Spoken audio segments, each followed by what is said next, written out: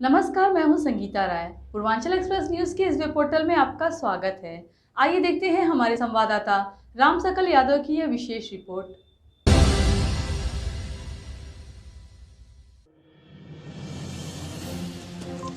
आजमगढ़ शिक्षा विभाग में अधिकारी रहे रामबच्चन यादव की 3 पुस्तकें नायाब कर्ण, अंतर्बोध और असुर वंश बनाम राजवंश खंड काव्य का विमोचन lifeline hospital and research centre के कॉन्फ्रेंस रूम में किया गया।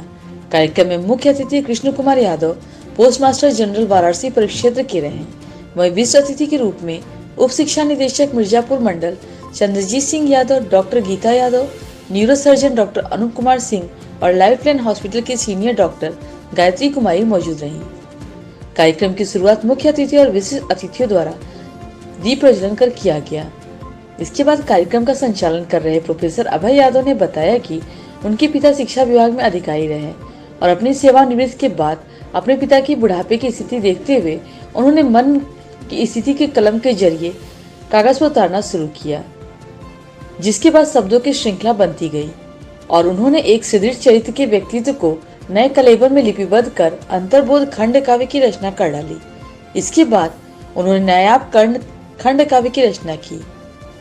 इस खंड काव्य के पूरे होते ही उन्होंने अपनी तीसरी पुस्तक असुर वंश बनाम राजवंश खंड काव्य की रचना की, जिसमें भगवान राम द्वारा राक्षस रावण का विनाश करने की घटना के माध्यम से संत असंत की पहचान और अंधकार पर प्रकाश की विजय का विवाह किसे चित्रण किया गया। कार्यक्रम के दौरान लेखक रामबच्चन सिंह यादव द्वारा सभी अतिथियों को जहां एक तरफ माल्यार्पण किया गया, वहीं दूसरी तरफ डॉक्टर अनूप कुमार सिंह द्वारा अतिथियों को बुके एवं स्मृति चिन्ह देकर सम्मानित किया गया। अपने संबोधन में रामबच्चन सिंह यादव का कहना था कि उन्होंने जो भी अपने जीवन में देखा उन्हें कविता का रूप देते हुए खंड काव्य की रचना की गई। वहीं दूसरी तरफ कर्ण के पात्र से प्रभावित होकर उन्होंने नायक कर्ण की रचना की। उन्होंने बताया कि उपरोक्त तीनों पुस्तकों में 2021 और 22 के दौरान लिखी गई हैं, जबकि उनकी 2 और पुस्तकें पंचकन्या और अंतर्बोध पार्ट 2 2 जनवरी को आने वाली है। कार्यक्रम के दौरान neuro surgeon doctor Anoop Kumar Singh का कहना है कि एक लेखक के तौर पर भले ही लोग रामबच्चन सिंह यादव को जानते हों, लेकिन व्यक्तिगत तौर पर हम उनसे प्रभावित रहे और समय समय पर उनका मार्गदर्शन लेते रहे। आने वाले समय में भी उनके मार्गदर्शन के आधार पर आगे बढ़ते रहेंगे। कार्यक्रम मुख्य अतिथि के रूप में मौजूद कृष्ण कुमार यादव का कहना था कि यह पुस्तक निश्चित तौर पर आज के युवा वर्ग और अन्य लोगों को प्रभावित करेगी तथा साहित्य के क्षेत्र में अपना एक नया स्थान स्थापित करेगी। कार्यक्रम के दौरान प्रोफेसर RK यादव, सरोज जी, ऋषि मुनि राय, प्रेम प्रकाश यादव, मिथिलेश तिवारी सहित कई लोग मौजूद रहे। आज शिक्षा विभाग से सेवानिवृत्त अधिकारी श्री रामबच्चन सिंह यादव जी की 3 पुस्तकों का जो है यहाँ पर विमोचन किया गया है और जिसमें 2 खंड काव्य हैं और एक काव्य संग्रह अंतर्बोध है। और जो इनके खंड काव्य हैं वो महाभारत के नायक कर्ण को सहेजते हैं और दूसरी तरफ श्री राम का जो पौराणिक चरित्र है जो मर्यादा पुरुषोत्तम के रूप में उसको सहेजते हैं और बड़ी सहज भाषा में इन्होंने उनको कविताओं के रूप में प्रस्तुत किया है। और मुझे लगता है कि ये जो हमारे युवा हैं उनके लिए जो है पुस्तक जो है प्रेरणा स्रोत का कार्य करेंगी। वैसे भी जो शिक्षा और साहित्य का जो संगम होता है बेहद खूबसूरत माना जाता है, तो शिक्षा के साथ जो साहित्य का ये सुंदर संगमन है ये कहीं ना कहीं जो है आजमगढ़ की जो आवाज़ है उसको दूर तक ले जाएगा।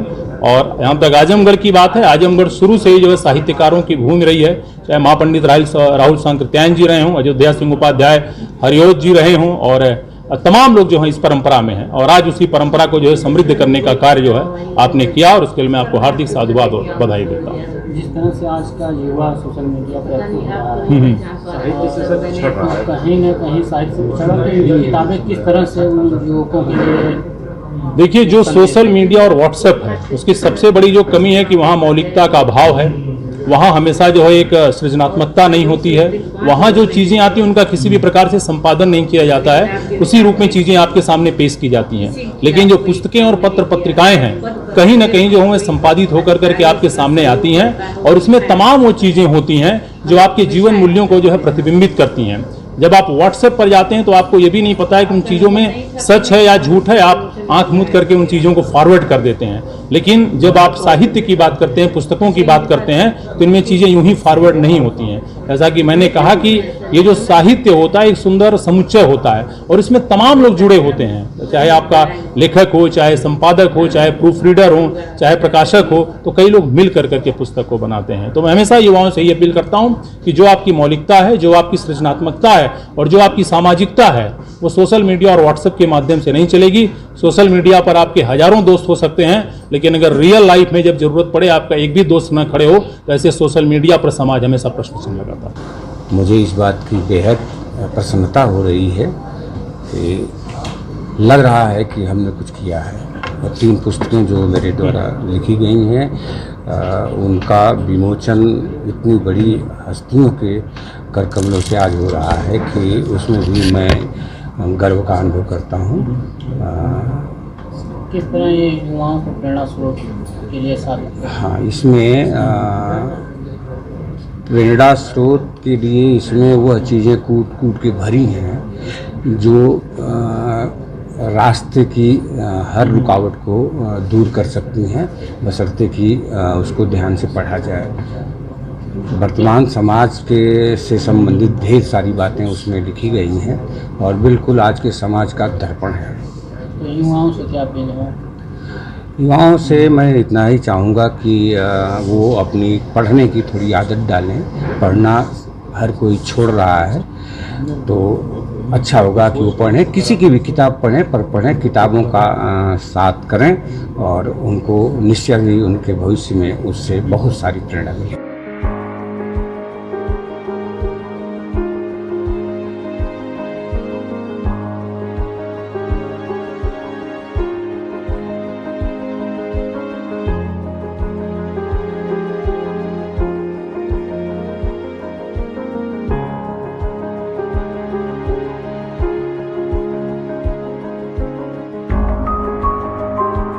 अगर आपको हमारी खबर पसंद आई हो तो हमारे चैनल को लाइक, सब्सक्राइब और शेयर जरूर करिए।